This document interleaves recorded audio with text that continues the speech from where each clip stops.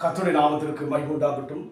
நேற்று நாம் தியானித்த வண்ணமாக என் நாவு உமது நீதியையும் நாள் முழுதும் உமது துதியையும் சொல்லிக் கொண்டிருக்கும் என்று சொல்லி நாம் பார்த்தோம். உண்மையாகவே இந்த விசேஷித்த மாதத்திலே நாம் அந்த அனுபவத்தில் போவது மாத்திரமல்ல, இந்த வேளையிலும் கூட பிலிப்பியர் 2 அதிகாரம் 5 கிறிஸ்து இயேசுவில் இருந்த சிந்தையே உங்களில் இருக்க கடவுது என்று சொல்லி பவுல் சொல்வதை பார்க்கிறோம். இந்த மாதம் முழுமையாக கிறிஸ்துடைய பிறப்பை நாம் தியானித்து யோசித்து அநேக காரியங்களை செய்வோம்.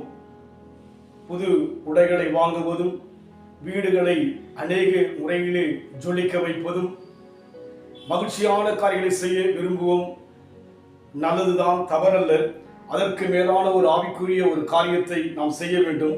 பவுல் சொல்கிறார், கிறிஸ்து இயேசுவில் இருந்த சிந்தையை உங்களில் இருக்க கடவுது என்று சொல்லி பார்க்கிறோம். தேவன் இந்த உலகத்தில் வாழ்ந்தபோது நன்மை செய்கிறவராகவே சுற்றித் திரிந்தார். ஏழை எளிய மக்கள் மேல் கரிசனை உள்ளவராக, யாவர் மீதும் மனதுருக்கமான தேவனாக இருந்ததாக நாம் பார்க்கிறோம்.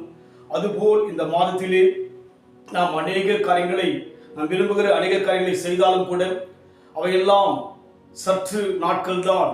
நாம் எதை செய்தாலும் அது நிலையானதல்ல. ஆனால் நிலையானவர் தேவன் ஒருவர்தான், நித்தியமானவர் தேவன் ஒருவர்தான், நேற்றும் என்றும் என்றும் மாறாதவர் தேவன் ஒருவர்தான், இருக்கின்றவராய் இருக்கிறவர் தேவன் ஒருவர்தான், வரப்போகின்ற மேசியாவாக இருக்கிறவர் தேவன் ஒருவர்தான். அதனால் நமக்குள்ளாக கிறிஸ்துவுடைய சிந்தனை நமக்குள் கடந்து வர தேவன் விரும்புகிறார். கிறிஸ்து பூமியில் வாழ்ந்த போது எப்படி இருந்தாரோ அதுபோல இந்த மாதம் முழுமையாக நம்மால் முடிந்த நன்மைகளை நம்மை விட தாழ்ந்திருக்கிற மக்களுக்கு செய்ய நாம் பிரயாசப்படுவோம். அது தேவனுடைய பார்வையிலே விசேஷமாக இருக்கிறது.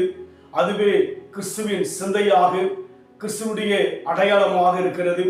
நாம் இந்த பண்டிகைக்காக அநேக அடையாளங்களை நம் மூலமாக வெளிப்படுத்த விரும்புவோம். ஆனால் கிறிஸ்துவின் சிந்தையை வெளிப்படுத்த நம்மால் அநேகருக்கு உதவி செய்ய, அநேக ஏழை மக்களுக்கு, எளிய மக்களுக்கு, பாதிக்கப்பட்டிருக்கிற மக்களுக்கு உதவி செய்ய நாம் பிரயாசப்படுவோம். அது தெய்வ பார்வையிலே விசேஷமாக இருக்கிறது. அந்த அனுபவத்தில் போக நாம் ஜெபிப்போம், நாம் ஒப்புக் கொடுப்போம்.